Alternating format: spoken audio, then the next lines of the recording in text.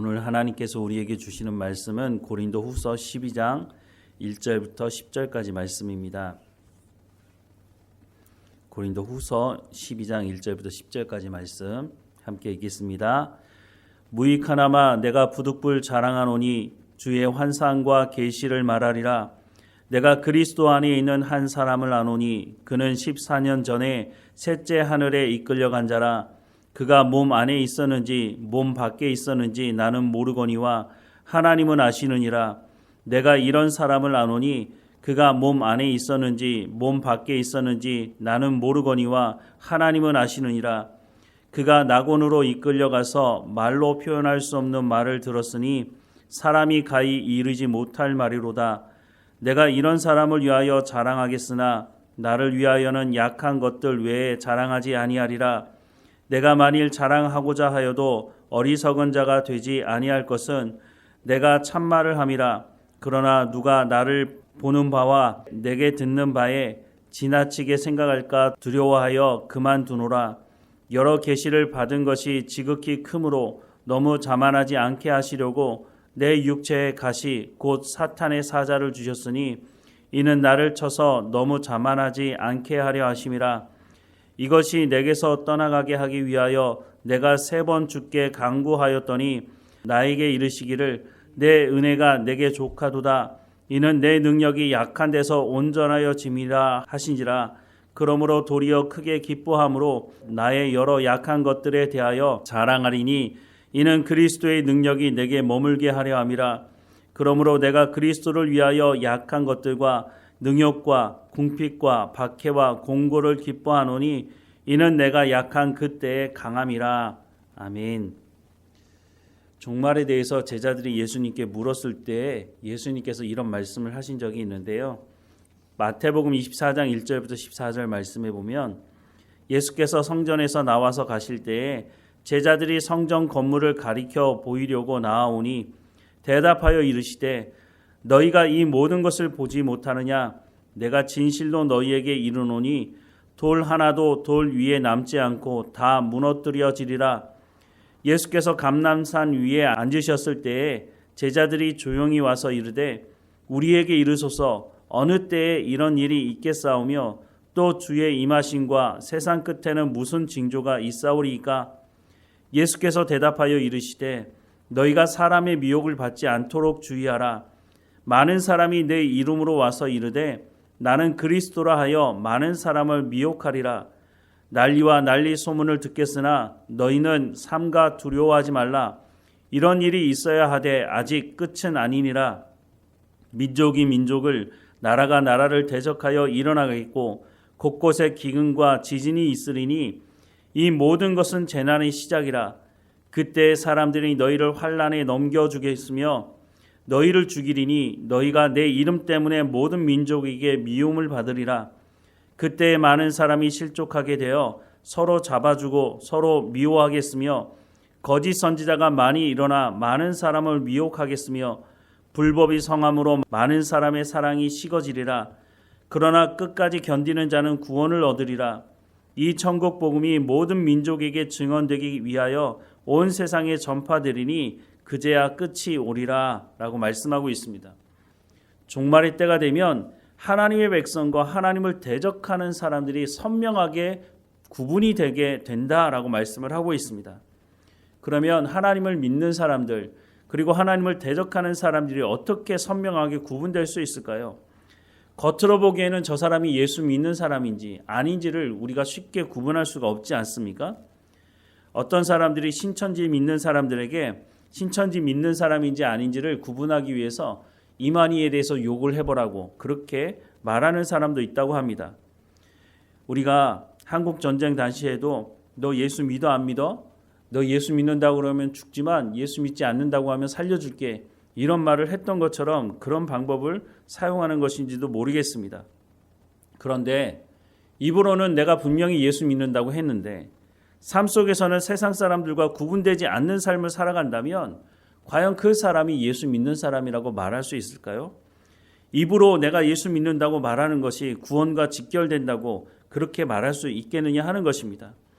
종말의 때에 예수 믿는 사람들과 예수 믿지 않는 사람들을 구분하는 방법이 뭘까요? 입으로 내가 예수 믿는다고 하면 그 사람은 하나님의 백성이고 구원받는 백성이라고 물론 말할 수 있겠죠. 하지만 앞서 말씀을 드린 것처럼 삶의 현장에서 세상 사람들과 전혀 구분이 없는 삶을 살아가고 있다면 과연 그것을 구원받은 백성이라고 말할 수 있느냐 하는 것이죠. 세상 사람들과 똑같은 삶을 살아가게 된다면 환난을 당하거나 죽이는 데 넘겨지거나 예수 이름 때문에 모든 민족에게 미움을 받는 일은 없을 것입니다.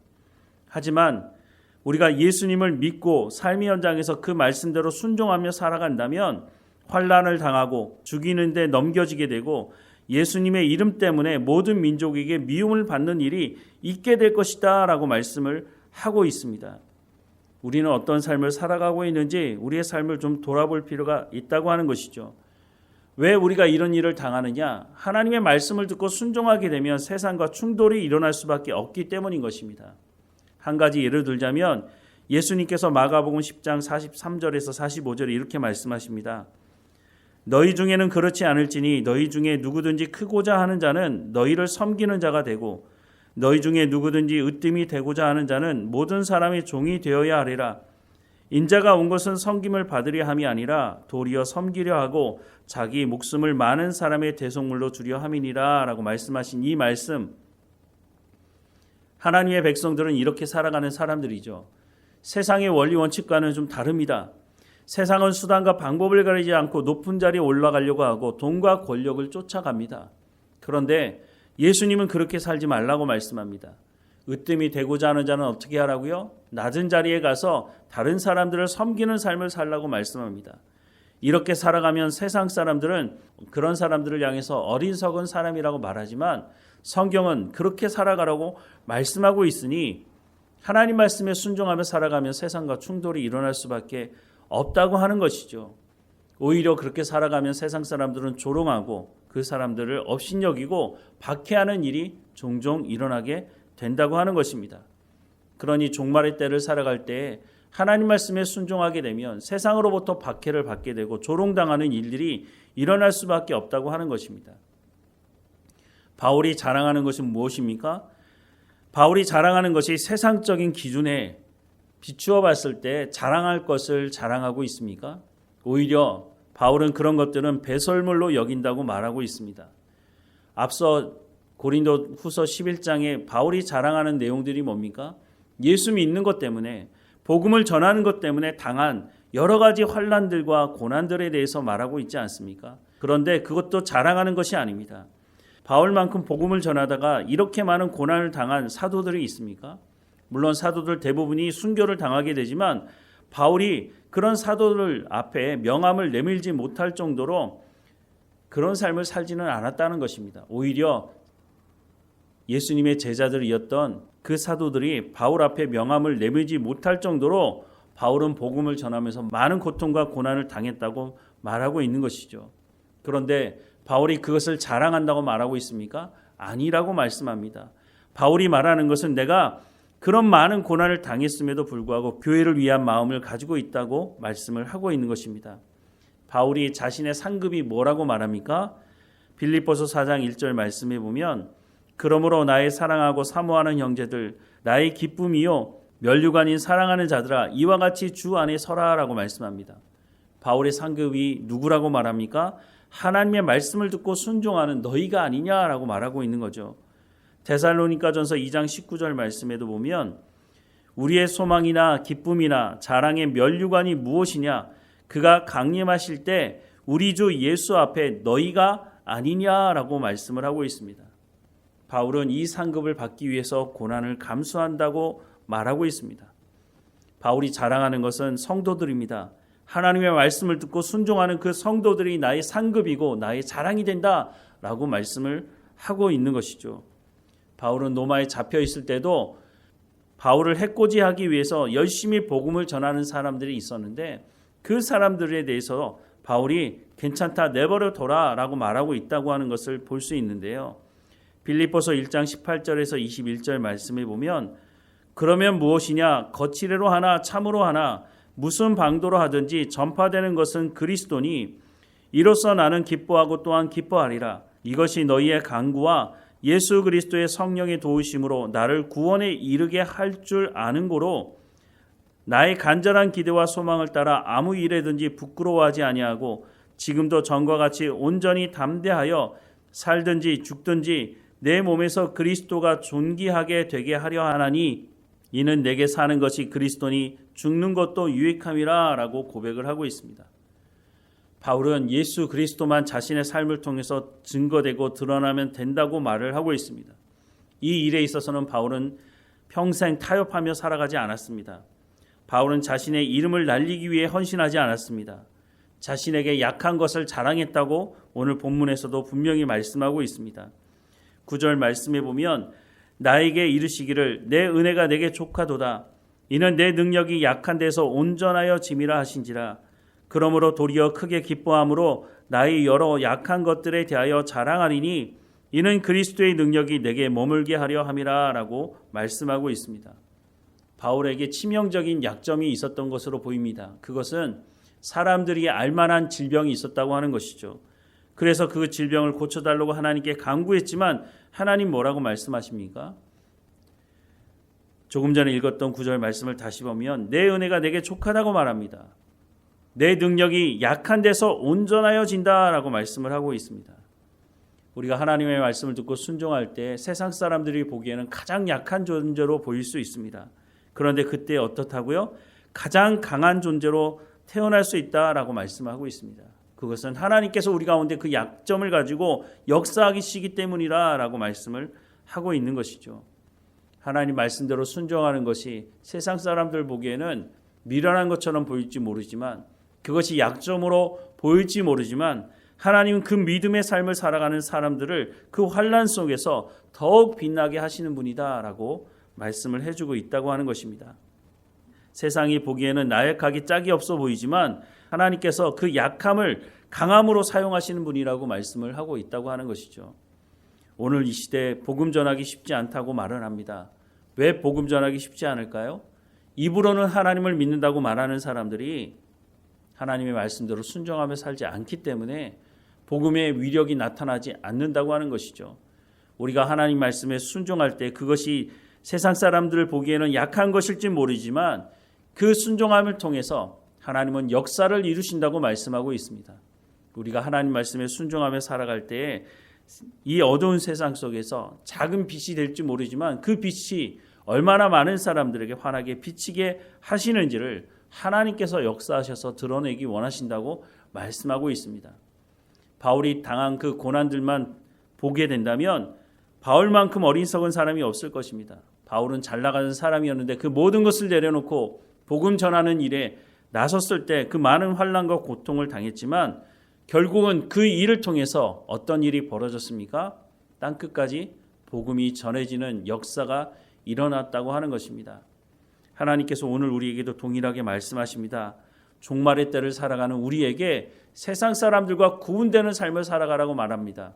그 구분되는 삶은 하나님의 말씀을 듣고 믿고 순종하는 삶이라고 하는 것입니다. 예수님께서 이 땅에 오셔서 낮은 자리에 처하며 사람들을 섬겼던 것처럼 그렇게 살아가라고 말씀을 하고 있다고 하는 것이죠. 아니 이렇게 살아가서 사람 변화시킬 수 있겠어? 꼭대기에 올라가야 내가 권력을 가져야 내가 많은 돈을 가져야 많은 사람들에게 영향력을 미치지 않겠어? 한때 교회에서 그렇게 가르쳤죠. 그런데 지금 어떻습니까? 그 사람들이 꼭대기에 올라가 있고 많은 권력과 돈을 가지고 있는 사람들이 무슨 짓을 하고 있습니까?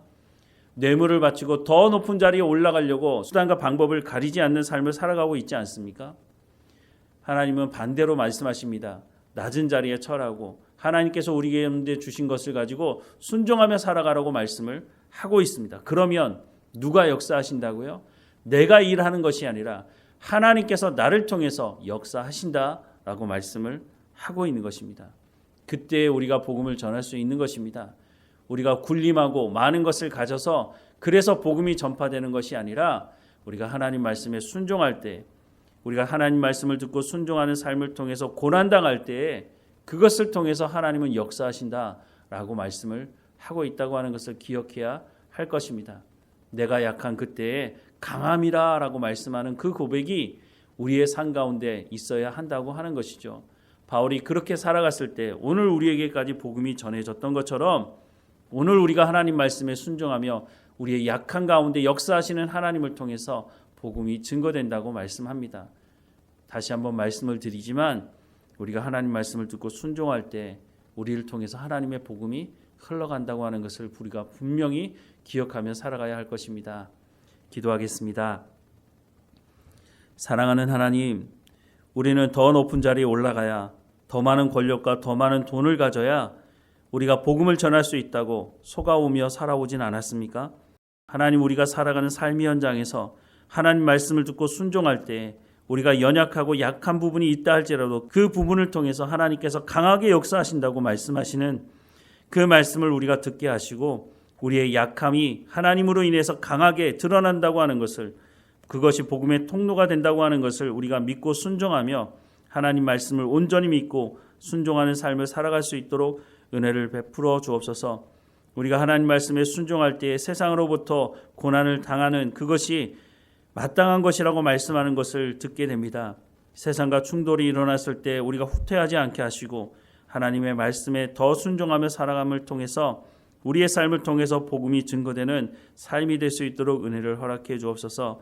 이 시대에 복음 전하기 힘들다고 말하지만 오히려 이럴 때 우리가 하나님 말씀에 순종함으로 하나님 말씀을 온전히 믿고 따라감으로 복음이 증거된다고 말씀하시는 그 말씀을 쫓아 살아가는 우리의 삶이 될 수 있도록 은혜를 허락해 주옵소서.